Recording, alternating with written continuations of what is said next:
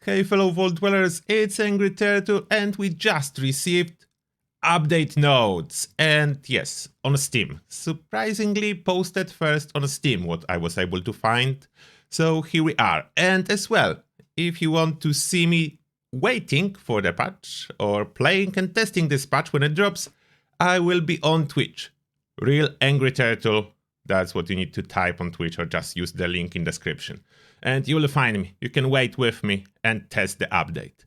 Now, what are the changes in this update? It is a small update, depending on platform, from 2 to 7 gigabytes. So relatively small, usually much bigger updates that we are getting. And those are highlights. Mod description changes. We have made numerous changes to the mod description text to be more consistent and clearer. Some notable changes to descriptions are, and those are all those changes. Important thing to notice, there is no actual gameplay changes. Those are only description changes. The current description will basically more accurately describe how those legendary effects are working, with numbers included. That is the biggest change. So all those effects work exactly the same as they always have been. It's just now stated in the description. Even to the ones that never work and do not work at all, they have more accurate description how they supposed to work. So you have 100% faster movement speed while aiming. Doesn't usually affect anything, but at least you know how much movement speed you're supposed to be getting. Then armor mods, couple more percentages added to describe how it works. And then actual changes. Quality of life additions. Crafting. We have added a number input option while crafting multiple items. Finally, you can basically type in how much you can craft or how much you want to move from your stash box or scrap box, or other way or this way. That's amazing. That's finally something we want. The same applies when setting prices at your vendors, which is super helpful. So that's the biggest change, I think, in this update. Finally, manual input. PC games used to have it forever. Now Fallout 76 will have it, which is awesome progress. Daily ops are getting new rewards. I was surprised with that, but it's here. You can now obtain the Alien Backpack skin and Intergalactic Handmade Rifle skin from Daily Ops rewards. So I have a chance for new rewards. I'm still trying to complete the new Power Armor skin added in last patch, but now I have 2 new options that I will be grinding for months before they will drop for me, most likely. That's my luck just. Then, bug fixes and improvements. There is a lot related to art, so those are cosmetic improvements. So if you want to read them here. Just pause the video, I scroll and continue with challenges, so actual gameplay affecting changes.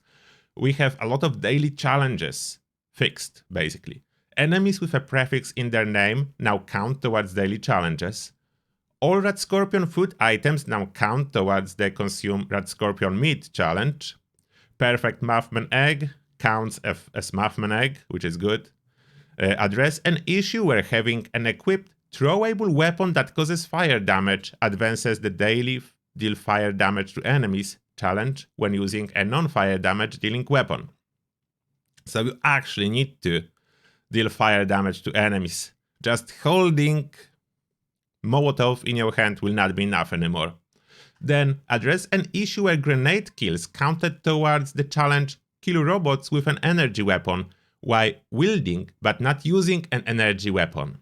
And I'm a little bit afraid of this one, because strategy with grenades was used to much more than just those dailies, like kill robots without a weapon equipped.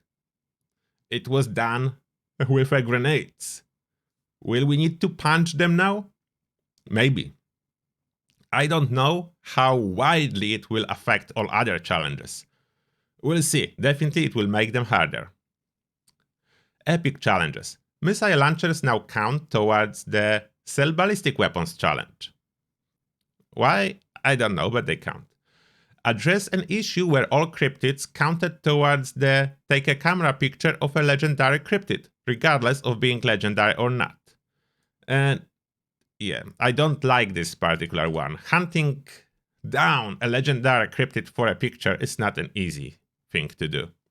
Next, cranberry jam now counts towards the epic challenge, eat cooked meals that use cranberries. Possum challenge, dirty fedoras and crumpled fedoras now count towards the possum challenge. Reroll, updated the UI for challenge rerolls to make it easier to see the number of rerolls the player has. And next reroll update, updates to the reroll challenges to include new and change challenges. Next, tadpole. Cooking sugar now counts towards the tadpole challenge to cook while wearing a chef's hat. Weekly, address an issue where grenade kills counted towards the challenge, kill creatures with hammers while wielding but not using a hammer. So yeah, I think they patched all the grenade related stuff for absolutely no reason. It was handy. Next, address an issue where grenade kills counted towards the challenge, kill cultists with a bladed weapon while wielding but not using a bladed weapon. I was always under the impression it's intended. It doesn't look like it was.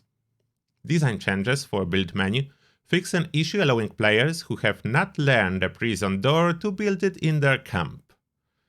And more, added a number input option for crafting sliders, like this input is everywhere now, which is amazing. Fix an issue causing Scorch melee animations to break when staggered. Perks, that's a big one. Aqua Boy no longer removes rat immunity from drinking toxic goo. It's like no longer grants rat immunity. So basically you will be getting rats while drinking toxic goo even with Aqua Boy equipped. Yeah, I know, it's odd, but it was always broken, and Aqua Boy was basically changing toxic goo into not toxic goo, into just goo. And you could drink goo for no effect at all. It was finally fixed. So that's awesome news, as a lot of players is relying on toxic goo for quick rats. Next, fix an issue causing the power user perk to not reflect ammo count accurately and force the user to reload early. So that's a long-awaited fix. Power user will finally work as intended. So all the Gatling laser users rejoice. You have it. You have it back. It works. Next, the Bloodsucker perk now properly applies its bonus to glowing blood packs. So maybe this perk will be a little bit useful now, as glowing blood packs are like the only ones that do something. I will need to revisit this perk after the patch. Seasons. Fix an issue that allowed players to purchase more rank ups than intended. Oh, I was not aware of that. Words. Fix an issue where the infinite ammo custom word setting did not grant infinite ammo. Oh yeah, that's definitely a good fix. I don't think too many people is using custom words apart from testing stuff, but yeah, it's fixed. Events. Mutated events. Melee attacks on resilient mutated enemies which have triggered the resilient threshold are now always fatal, regardless of any resistances or damage dealt. So basically they're trying to say it's working better than it used to, still as intended. So when you hit resilient with your weapon and they drop to 0 health, then you can finish them off with any melee damage, even if very, very low. Mutated packages. Players can now correctly earn known recipes from mutated packages and party packs when they know all of them. So that is good, because currently, if you learn them all, you are dropping nothing. They fixed that and you will be earning those plans, so then you can sell them at your player vendor. Which is good, as those are rare plans that are dropping from those packages. Those have value, so they will drop for you. Gameplay. Quests. Fix an issue during an ounce of prevention when multiple instances of the same quest item may appear. And shelters. Fix an issue where players could become stuck inside a shelter entrance upon relogging in. Oh, I never experienced that. That doesn't sound good. Some inventory changes. Ammo. Spent fusion cores and ultrasight fusion cores no longer remain in the player's inventory after draining the fusion ammo in either laser or ultrasight Gatling guns. This is good, because those cores really multiplied when you were using those weapons, the empty ones in your inventory. Now, they don't, so that's good. Ammo box. Fix an issue where the selection would jump to the top of the list when transferring ammo. That was a very annoying issue. I'm happy it is fixed. Drink. Red Ant Ledger now has an accurate description of its effects. Wasn't it before? I don't know. Carrot soup now weighs half a pound, which is consistent with other soups. Junk. Adjustment to the weight of bulk aluminum, lead, silver, cork, and screws to be more consistent. Okay. Medex. The description of Medex now displays its accurate effects, plus 25 damage resist. Yeah, not damage mitigation, like it was stated all the time. Very misleading before. Now it says how bad it is, basically. That's the translation. Mentats. Address an issue where bare mentats would not highlight living creatures. So that I'm very happy about. I like to use bare mentats a lot, and this feature being broken was quite annoying. Mutated Party Pack. Fixed a text bug where the Mutated Party Pack said it is granted with 3 Fallout First members instead of 3 or more. Okay, that's not important. Nodes and recipes. Removed weights on nodes that are inconsistent with other nodes throughout the game. Okay. Stash. Fastnacht residue analysis can now be removed from the stash box. Oh, finally. I have those stuck there. Finally. Some language fixes. If you want, read them through. Then we go to power armor. Headlamps. The Union power armor headlamp mods are now buildable. Recipes can be acquired through expedition rewards or Giuseppe's vendor inventory. So more plans from expeditions. Lamp plans now. Jetpacks.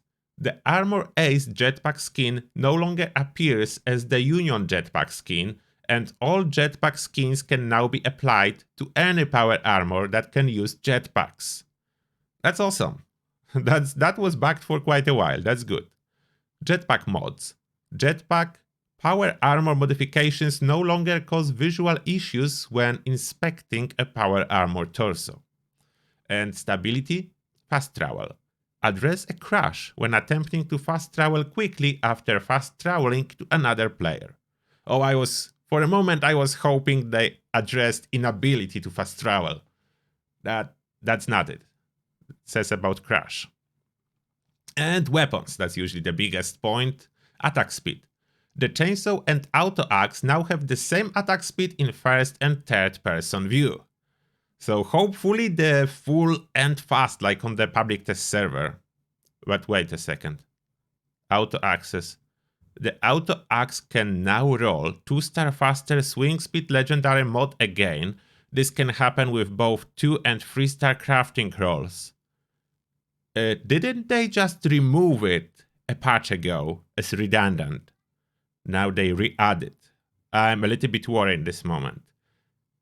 Does it mean that they just give us back the mod that will do nothing and is a dead roll, or did they change auto axe to work as intended, what was the initial idea, and reduce the attack speed, and then it can be buffed by faster swing speed? Only one way to find out, when the game will go live. On the test server, it was maximum attack speed in first and third person, always regardless of legendary swing speed. Did they change that? I don't know. I'm a little bit worried now. Maybe they made it to work as intended. That would be a huge nerf to chainsaw and auto axe users if they did that. But there is nothing about it. We'll see. Crossbow bolts. Crafting ultrasight crossbow bolts now count towards the craft crossbow bolts Tadpole Archer challenge. Energy weapons. Energy weapons with high base damage, such as Plasma Caster or Tesla weapons, now lose less durability per shot. Other energy weapons with lower base damage will lose slightly less durability per shot. The plasma gun also has reduced condition damage. Do you understand it? I think I'm missing something. Is it the wording or is it me? Let me know if you understand this part. I'm not sure what they actually did. Missile launcher. The targeting computer mod for the missile launcher no longer target friendly and neutral NPCs. Okay, that's fun. That's fun. That's good because I really like this mod and accidentally so many times I fired my missile at players for no reason. Mods. Weapons with poison mods now correctly deal base weapon damage to robots again. Oh, they fixed that. For a moment those weapons did nothing to robots. Pipe wrench. The pipe wrench now works with the legendary perks Hack and Slash and Collectorate damage. Good shotguns. Shotguns can no longer be shot underwater. Oh, that was actually cool. I don't like this fix. Help menu, some damage type descriptions, seasons, issue where users could not see purchase rerolls until relog, and fix issue that caused an infinite loading screen while selecting bulk rank ups. Okay, so this is everything from the patch notes. I will be heading now to the Twitch and streaming there. So see you soon, everyone, and have a good patch.